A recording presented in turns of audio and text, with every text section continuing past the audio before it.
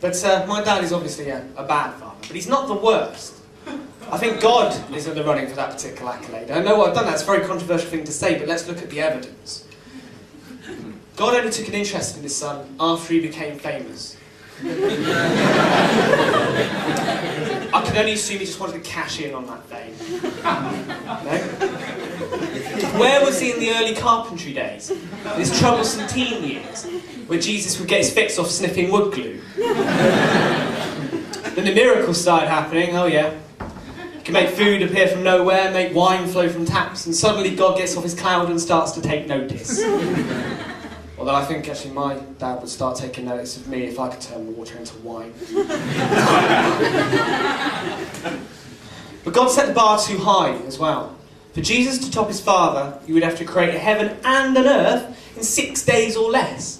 Now, if you or I were to create heaven or an earth, regardless of how long it took us, I think our dads would be pretty proud of us.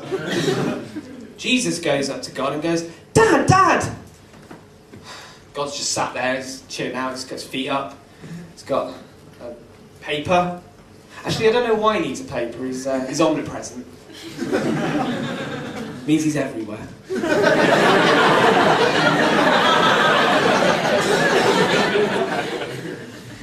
So, Jesus. Did Jesus get a laugh? Just saying that. So, yeah, he's sat there with his paper, he's got a pint of bitter on a stool next to him. Kind of portrayed him as a kind of working class northern god. Sort of the kind of dad that does love you but will never tell you. If you step out of line, he will beat you.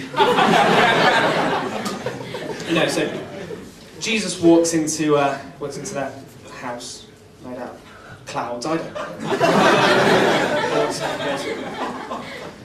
Goes, "Dad, I fed 5,000 people today on a handful of bread and fish alone."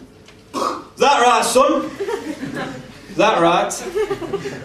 Tell me, did you create evidence to earth afterwards?"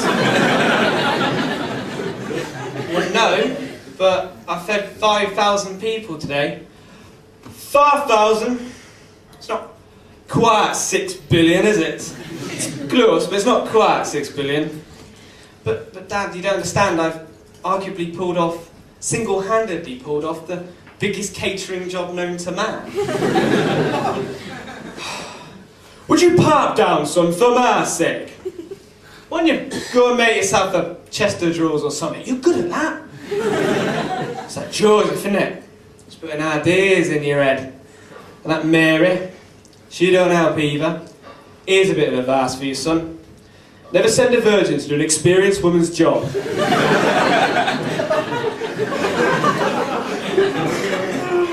So all these years of neglect, they're going to have an effect on a kid.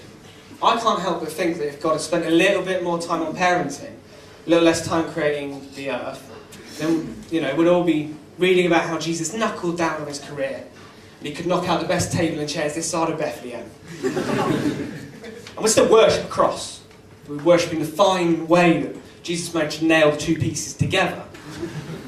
And also, we'd have the excuse finally to merge two pointless school subjects, religious studies and woodwork, into one pointless school subject.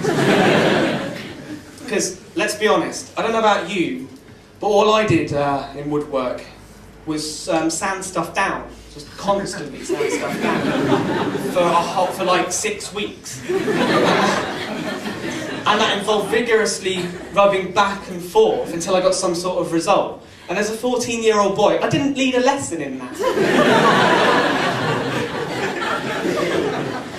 And let's be honest, all I did in religious studies was highlight the words "unholy discharge" over and over again in the Bible until I stopped laughing. I've been Martin Talbot, thanks very much for being a very great.